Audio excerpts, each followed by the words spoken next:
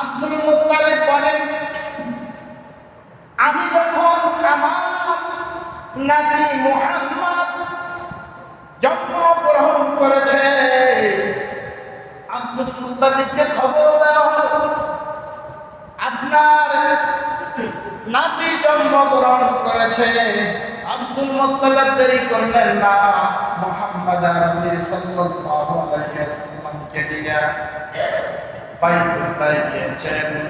বাইতুল্লাহ গিয়ে আল্লাহর কাছে ফরিয়াদ করেছেন, আল্লাহ আমার এতদিন সন্তান হয়েছে, কোনো সন্তান নিয়ে বাইতুল্লাহ আসলাম না, আমার এতিম নাতিকে নিয়ে বাইতুল্লাহ এসে তোমার কাছে ফরিয়াদ করলাম। আল্লাহ আমার এতিম নাতির জিম্মাদার তুমি হয়ে যাইবা, আমার এতিম নাতির রক্ষণাবেক্ষণ তুমি আল্লাহ করে দিবা। এত ছিল প্যারা নবী সাল্লাল্লাহু আলাইহি ওয়াসাল্লাম 23 বছর জন্মগ্রহণ করে। তাফসীরের মধ্যে এসেছে ওই বছরই আসহাবে ফিলের ঘটনা ঘটে। আসহাবে ফিলের ঘটনা হলো বাইতুল্লাহ নির্মূল করে দেওয়ার জন্য, বাইতুল্লাহ ভেঙে দেওয়ার জন্য ফিল বাইরে এসেছেন, আব্রাহা বাইরে এসেছেন বাইতুল্লাহকে ভেঙে দেবে। আব্দুল মুত্তালিবের কাছে ঈশা বলেন, তোমার বাইতুল্লাহ তো ভেঙে দেওয়া হবে। ওই বছরে আমার নবী জন্মগ্রহণ করেন।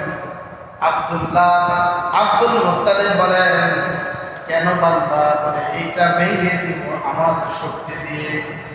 আব্দুল মুত্তালিব বলেন, ভেঙে দিবা আল্লাহর ঘর, আমার কোনো আফসোস নাই, তবে আমার 100টি উট আছে, উটগুলো আমাকে দিয়ে দাও। আল্লাহর ঘর তোমরা ভেঙে নাও, কারণ আল্লাহর ঘর রক্ষণাবেক্ষণ করার দায়িত্ব কার? আব্দুল মুত্তালিব চিন্তা করলেন, আল্লাহর ঘর রক্ষণাবেক্ষণ করার দায়িত্ব আল্লাহ। আব্রাহা বাহিনী যখন বাইতুল্লাহ ভাঙার জন্য আসলো, আল্লাহ তাআলা বাইতুল্লাহ ভাঙার আগ মুহূর্তে যখন বাইতুল্লাহর কাছাকাছি আসলো, হঠাৎ করে আব্রাহা বাহিনী দেখে উত্তর দিক থেকে আকাশ কালো হয়ে গেছে মেঘের মতো। তারা ভেবেছে বৃষ্টি আসবে। কিছুক্ষণ পর দেখে উত্তর দিক থেকে শো শো করে আওয়াজ আসেন। তারা ভেবেছেন প্রবল বৃষ্টি হবে। কিছুক্ষণ পর দেখেন বৃষ্টি নয়, উত্তর দিক থেকে একটি পাখি, একজন পাখি আল্লাহ তাআলা পাঠালেন। বাবুই পাখির মতো ছোট একটি পাখি। হাদিসের মধ্যে এসেছে প্রত্যেকটা পাখির ঠোঁটে এবং 2 পায়ে 3টা করে ছোট্ট পাথর দিয়েছেন আল্লাহ। এক একটা পাথরের শক্তি এমন, আব্রাহা বাহিনীর উপর একটা পাথর যে পাখিটা মাথা দিয়ে পালাইলেন, ওই পাখির ছোট্ট একটি পাথর, ওই পাথর মাথা দিয়ে ঢুকে শরীর ভেদ করে পায়খানার রাস্তা দিয়ে বের করেছেন। আর পাথরটা পড়ার সাথে সাথে জমিনের মধ্যে সকল লুকিয়ে পড়লেন। আল্লাহ বুঝাইছেন, দুনিয়ার মানুষ শোনো, আমি আল্লাহর ঘর রক্ষণাবেক্ষণ করার দায়িত্ব আমার। অতএব জাইনা রাখো, যারা আল্লাহর ঘরের মেহমানের সাথে বেয়াদবি করবা, তারাও কিন্তু আল্লাহ আযাবে পড়বা, কোনো সন্দেহ নাই। আল্লাহর ঘরের মেহমানের সাথে বেয়াদবি করা, আল্লাহর ঘরের রক্ষণাবেক্ষণ দায়িত্ব যারা আছে তাদের সাথে বেয়াদবি করা, সেটাও কিন্তু আল্লাহ কোনোদিন বরদাস্ত করাবে না। আব্দুল মুত্তালিব চিন্তা করলো, ঘর ছেড়ে দিলাম, বাইতুল্লাহ আল্লাহ রক্ষা করবে। ঠিক কিছুক্ষণ পর দেখেন পাখিগুলো এমন ভাবে আসে, প্রত্যেকটা পাখি প্রত্যেকটা শত্রুর মাথার উপরে ছোট্ট একটু পাথর ফালা, আর ওই পাথরের আঘাতে সমস্ত মানুষগুলি মাটির উপরে লুটিয়ে পড়ে, এমনকি যে তাদের অস্তিত্ব পর্যন্ত শেষ করে দেয়। তাফসীরের মধ্যে এসেছে যে বছর এই ঘটনা ঘটেছে, ওই বছর আমার নবী মুহাম্মদ দুনিয়াতে বরকত নিয়ে এসেছে। প্যারা হাজির হালিমাতুস সাদিয়া রাদিয়াল্লাহু তাআলা আনহা প্রথম যখন সিনা চাক হয়েছে, ভয়ে দিয়ে গেছে, পেয়ারা নবীর বয়স যখন 6 বছর ছুঁই 4 বছর হয়েছে, কেউ বলেন 4 বছর, কেউ বলেন 6 বছর, এমনি মুহূর্তে হালিমাতুস সাদিয়া রাদিয়াল্লাহু তাআলা আনহা শিশু মুহাম্মদের মায়ের কোলে বুঝিয়ে দিয়ে বলেন, এতদিন আপনার শিশু আমি রেখেছি, এখন আপনার সন্তান আপনার কাছে। হালিমাতুস সাদিয়া মা আমিনাকে দিয়ে দেওয়ার পর মুহাম্মদ আরবি সাল্লাল্লাহু আলাইহি ওয়াসাল্লাম প্রত্যেকদিন বিকাল বেলা খেলা করতে, ছেলে সন্তানগুলো বালকেরা খেলা করতে মাঠে যাইত, মুহাম্মদ আরবিও মাঠে যাইত, কিন্তু মাঠে যায় কোনোদিন কোনো সন্তানের সাথে খেলেন নাই, খেলা দেখেছেন। প্রত্যেকদিন একের পরে এক সন্তানেরা সকলের বাবা মা এসে প্রত্যেকটা সন্তানকে আদর করে মাঠ থেকে নিয়ে যায়। মুহাম্মদ আরবি প্রত্যেকদিন মুখটাকে ছোট্ট মানুষ অন্ধকার করে বেজার মুখ খাওয়ায়, কান্না মুখ খাওয়ায় বাড়িতে ফিরে আসে। আহারে কত সন্তানরা দেখি বাবা এসে আদর করে নিয়ে যায় চুমু খেয়ে, আমার তো বাবা নাই, আমার যদি বাবা থাকতো আমাকে তো আদর করে চুমু খেয়ে নিয়ে যাইত।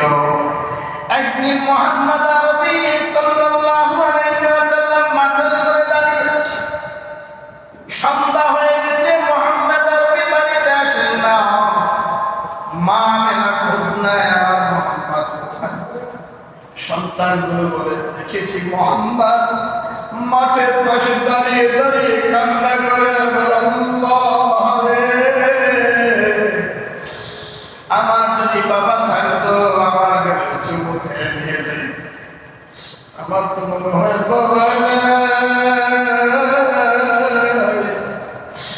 আমি আমাকে তো কেউ নিয়ে যায় না। মা আমিনা দৌড়ে যে সন্তানকে কোলে নিয়ে চুমু খেয়ে বলে, বাবা মুহাম্মদ তুমি কান্না করো কেন? বলে, মা কান্না করি প্রত্যেকদিন আমার সাথী ভাইদের বাবা ঈশা কোলে করে নিয়ে যায় চুমু খায়, আমি কি পারি না আমার বাবার একটু আদর পাইতে? আমি কি পারি না? আল্লাহর নবী সাল্লাল্লাহু আলাইহি ওয়াসাল্লাম মা আমিনা বলে, বাবা তোমার বাবা তো দুনিয়াতে নাই, তোমার বাবা তুমি দুনিয়াতে জন্মগ্রহণ করার আগেই শেষ হয়ে গেছে, আল্লাহ নিয়ে গেছে। এবার মুহাম্মদ ছোট্ট মানুষ বাইনা ধরল, মা আমি আমার বাবার কবরটা দেখবো, আমার বাবার সাথে সাক্ষাৎ করব।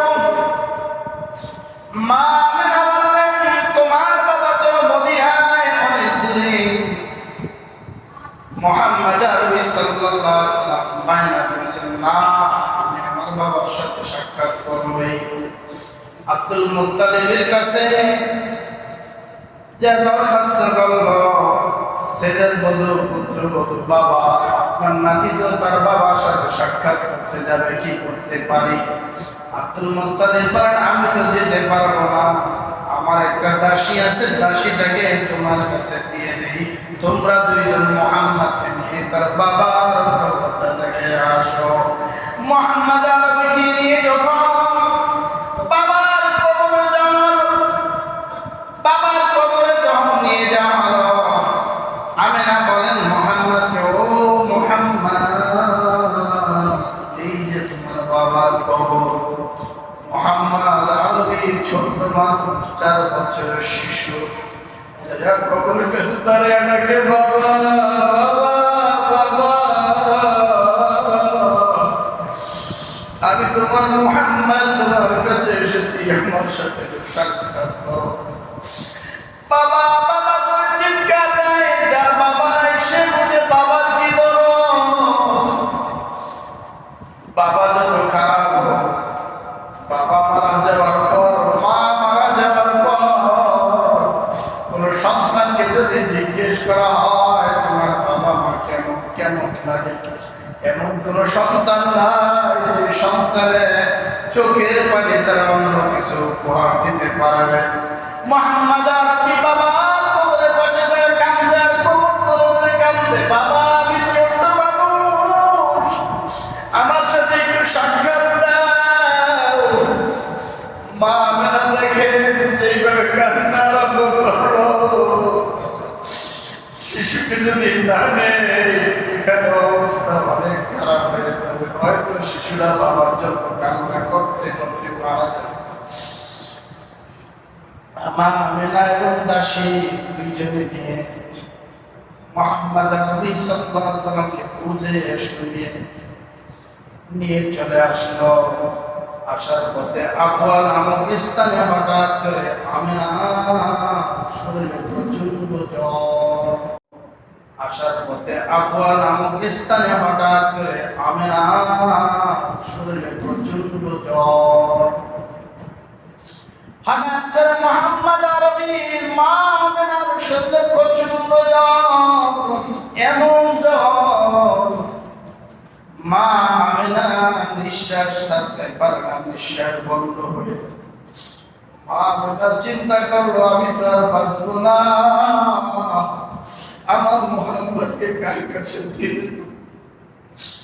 মা এমন একজন দরদি মা, সন্তানকে কোনদিন মা ফলাতে পারে না। সন্তান মায়ের কাছে কোনদিন পুরা হয় না, বৃদ্ধ হয় না। যত বয়স হোক মা সন্তানকে নাম ধরে ডাকতেই ভালোবাসে। মা যখন সন্তানকে নাম ধরে ডাকে, যত বয়স্ক হোক সন্তানরা ততই বেশি মজা পায়। মা আমেনা যখন অসুস্থ হয়ে পড়ল, উম্মে আইমানকে বলো, উম্মে আইমান আমার মুহাম্মদকে আমার কোলে দে, আমি একটু শেষবারের মতো আমার মুহাম্মদকে আদর করে দে। মুহাম্মদ আরবী সাল্লাল্লাহু আলাইহি ওয়াসাল্লাম মা আমেনার বুকে জড়িয়ে ধরে বলে, বাবা মুহাম্মদ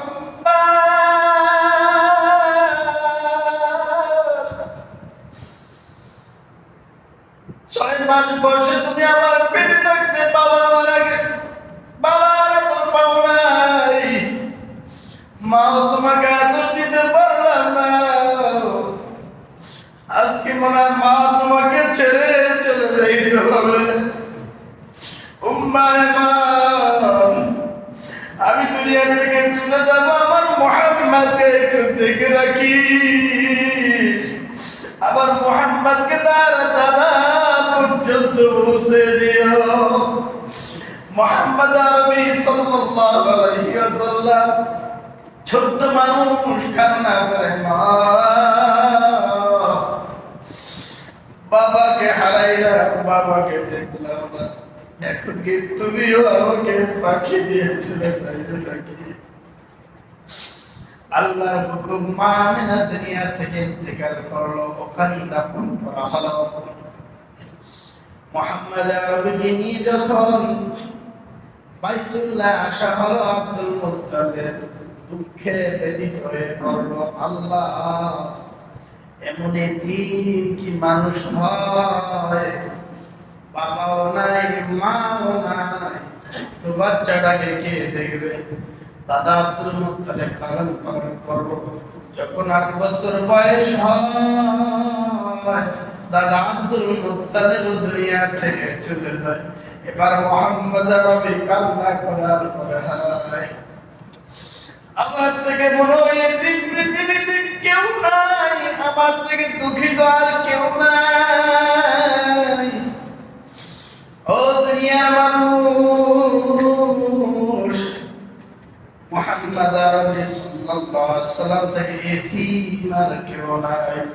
এই জন্য আল্লাহ তাআলা ডাক দেন, ফাআম্মাল ইয়াতীমা ফালা তাকহার ওয়া আম্মাস সাইলা ফালা তানহার। দুনিয়ার মানুষ শুনো, এতিমের ঘাড় ধাক্কা দিও না, এতিমকে ধাক্কা দিয়ে ফেলে দিও না, এতিমকে মাথায় হাত বুলিয়ে দাও, এতিমকে আদর করো।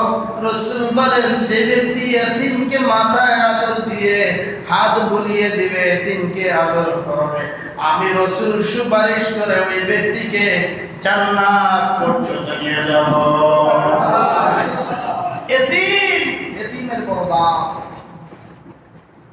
আল্লাহ নবী সাল্লাল্লাহু আলাইহি ওয়াসাল্লাম যেই ঘরের মধ্যে এতিম সন্তান মেহমান হবে, আর ওই এতিম সন্তানদেরকে যারা পেট ভরে সুন্দরভাবে আনন্দের সাথে খাওয়াবে, ওই ঘরটাকে আল্লাহ পাক রব্বুল আলামিন রহমত দিয়ে ভরপুর করে নেবে।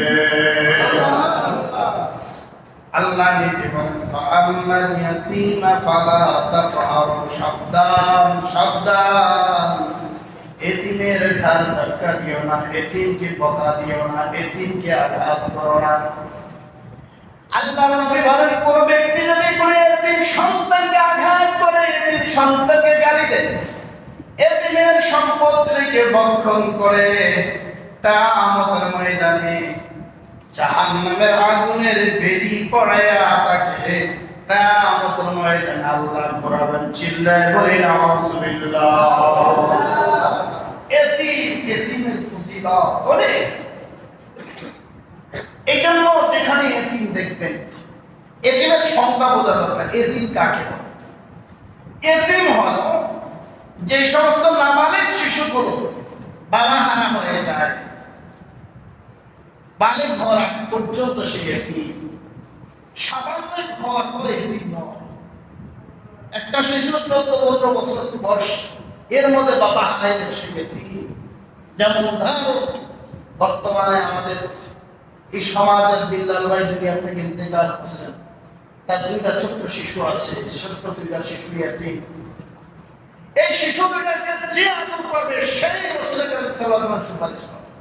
এই শিশু দুটাকে যে আদর করে খানা দিবে, যে আদর করে তাকে একটু পড়ালেখায় সাহায্য করবে, যে আদর করে তাকে ডাকবে, সেই রাসূল সাল্লাল্লাহু আলাইহি ওয়াসাল্লামের সাথে কিয়ামতের ময়দানে একসাথে জান্নাতে প্রবেশ করবে।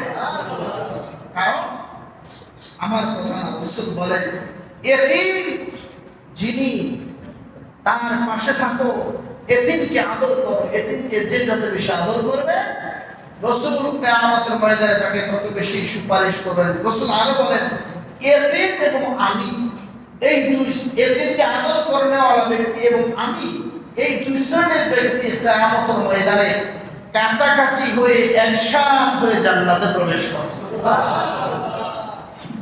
প্যারা হাজির, আমার নবী এত এতিম ছিল, বাবা ছিল না, মা ছিল না, দাদা ছিল না, চাচার আদরে বড় হচ্ছেন। কিছুদিন পর চাচাও দুনিয়া থেকে বিদায় নিচ্ছে। আল্লাহ নবী সাল্লাল্লাহু আলাইহি সাল্লাম এরপর এত বিশ্বাসী ছিল, হাদিসে এসেছে পুরা মক্কা নগরীর যত কাফের মুশরিক আছে, সকল কাফের মুশরিক আমার নবীর চারিত্রিক অবস্থা দেখে, আমার নবীর কথাবার্তায়, আমার নবীর আমানতদারি দেখে সমস্ত কাফেররা আমার নবীকে আল আমিন উপাধি দিয়েছেন। আমার নবী যেখানে যাইতো সেখানেই সত্যবাদী হিসেবে উপাধি পেত। আল্লাহ নবী সাল্লাল্লাহু আলাইহি ওয়াসাল্লামকে নিয়ে চাচা সিরিয়ায় ব্যবসা করতে যাচ্ছেন। সিরিয়ার কাছাকাছি যাওয়ার পর হঠাৎ করে সিরিয়ার কাছাকাছি যাওয়ার পর পথে মধ্যে এক বুহায়রা নামক একজন পাদ্রী বলা হয়। আগের জমানায় যারা তাওরাতের বড় আলেম ছিল তাদেরকে পাদ্রী বলা হয়, বড় জ্ঞানী বলা হয়। পাদ্রী তার গুহা থেকে কোনদিন উপরে উঠতেন না, সব সময় তার গুহার মধ্যে অবস্থান করতেন। আমার নবী যেদিন সিরিয়ায় তার চাচার সাথে ব্যবসা করতে যান, পাদ্রী বুহায়রা হঠাৎ করে তার কামরা থেকে, গুহা থেকে রাস্তায় বের হয়ে আসলেন। সকল মানুষ আশ্চর্য হয়ে গেল, কি ব্যাপার? বুহায়রা তো তার ঘর থেকে কখনো বের হয় না, আজকে কেন বের হয়ে আসলো? কারণটা কি? নিশ্চয় নিশ্চয় নিশ্চয় কোন আশ্চর্য কারণ আছে। পাদ্রী গুহার থেকে বের হয়ে তার ঘরের সামনে দাঁড়িয়ে আছে চাচা তার ভাতিজা মুহাম্মদ আরবি সাল্লাল্লাহু আলাইহি ওয়াসাল্লামকে নিয়ে যান। পাদ্রী দেখেন মুহাম্মদ আরবি আসতেছেন, আর মুহাম্মদ আরবির মাথার উপর মেঘমালা প্রকট রোদের মধ্যে ছায়া দেওয়া আরম্ভ করবে। পাদ্রী তো চিন্তা করলো, তাওরাতের মধ্যে যে কথা বলেছিলাম, তাওরাতের মধ্যে যেটা পড়েছিলাম, মুহাম্মদ নামে একজন ব্যক্তি আসবে, তাকে ছোট্টবেলায় আল্লাহ রহমত ছায়া দিবে, তাকে ছোট্টবেলায় আল্লাহ রক্ষণাবেক্ষণ করবে। নিশ্চয় নিশ্চয় এটাই সেই মুহাম্মদ। পাদ্রীর কাছাকাছি আসার পর, পাদ্রীর সব নির্দেশনা দেখার পরে পাদ্রী বলেন, মুহাম্মদ আরবি সাল্লাল্লাহু আলাইহি সাল্লাম হেঁটে যায়, আর গাছগুলি সব নির্জন হয়ে মুহাম্মদ আরবির জন্য নত স্বীকার করে দাঁড়িয়ে যায়। পাদ্রীর সামনে যাওয়ার পরে এবার পাদ্রী বলেন চাচাকে, এই ছেলেটাকে বলেন, এই ছেলেটা আমার ভাতিজা মুহাম্মদ। কোথায় নিয়ে যান? সিরিয়ায় ব্যবসা করতে যাই, সাথে কাকে রাখে আসবো? মক্কায় তো সে ছাড়া আর কেউ নাই। সাথে সাথে পাদ্রী বলে, তাওরাতের মধ্যে দেখতে পড়েছি মুহাম্মাদের মা বাবা দাদা দাদি কেউ থাকবে না। চাচা বলেন আমার সাথে হয়তো সাক্ষাৎ হয়েছে। পাদ্রী ডাক দিয়ে বলেন, ভাই তোমার ভাতিজা কাহার? তুমি কি তাকে রক্ষণাবেক্ষণ করো, ইজ্জত করে সম্মান করো? হ্যাঁ, আমি তাকে রক্ষণাবেক্ষণ করি, সম্মান করি। কেমন সম্মান করো? আমার ভাতিজাকে আমি সম্মান করি, আমার সন্তান করে যা তোমরা সন্তানকে যা মহাব্বত করে, তার থেকে শতগুণ মহাব্বত আমার ভাতিজা মুহাম্মদকে আমি করি। পাদ্রী বলে, তাহলে আমার একটা পরামর্শ। বলে, কি পরামর্শ? তাকে সিরিয়ায় নিয়ে যায় মাফ করে। কেন? ওখানে ইহুদিরা তাকে দুনিয়া থেকে খতম করে দিবে। কেন খতম করবে? ও তুমি জানো না এই মুহাম্মদ, তুই মুহাম্মদ, যে মুহাম্মদ আরবি আইসা ইহুদি ধর্মকে বিচ্ছিন্ন করে দিবে, তার মাধ্যমে ইহুদি ধর্ম ধ্বংস হয়ে যাবে। মুহাম্মদ আরবি সেই মুহাম্মদ। আমি তো আমার তাওরাতের মধ্যে দেখেছি মুহাম্মদ এমন হবে, ছোট্টবেলা আসে যেখান দিয়ে হাঁটবে সেখান দিয়ে কুল কায়নাতের সমস্ত মাখলুকাত তাকে দেখার জন্য ব্যাকুল হয়ে যাবে। আমি দেখিয়েছি মুহাম্মদ আসতেছে না, গাছগুলি তাক লাগে মুহাম্মদ দিয়ে তাকিয়ে আছেন। আমি দেখতেছি প্রকৃতির মধ্যে, তুমি হয়তো দেখো না, আমি দেখতেছি মুহাম্মদ হাঁটেন, আর মুহাম্মদকে ছায়া দেওয়ার জন্য আকাশ থেকে মেঘমালা নিচে এসে আল্লাহর নবীকে ছায়া দিচ্ছেন, যাতে করে ছোট্ট বালক মুহাম্মদের বিন্দু পরিমাণ কষ্ট না হয়। ও ভাই, তোমাকে পরামর্শ দেব, মুহাম্মদ আরবিকে সিরিয়ায় নিয়ে যাও না, বরঞ্চ নিরাপদে বাইতুল্লাহ নিয়ে যাও, সেখানেই সে নিরাপদ থাকবে। চাচা হঠাৎ করে বুহায়রা পাদ্রীর এই কথা শোনার পর দেরি করলো না, সামনে বাগানো না নিয়ে মক্কায় চলে গেল। আল্লাহর নবী সাল্লাল্লাহু আলাইহি ওয়াসাল্লামের চেহারার দিকে তাকালেন পর চাচা বলেন, আমার মুহাম্মাদের চেহারার দিকে যখন আমি তাকাইতাম, আমার ক্ষুধা নিবারণ অটোমেটিক হয়ে যেত। সাহাবায়ে কেরাম রাদিয়াল্লাহু তাআলা বলেন, আমাদের যখন প্রচন্ড পরিমাণ খিদা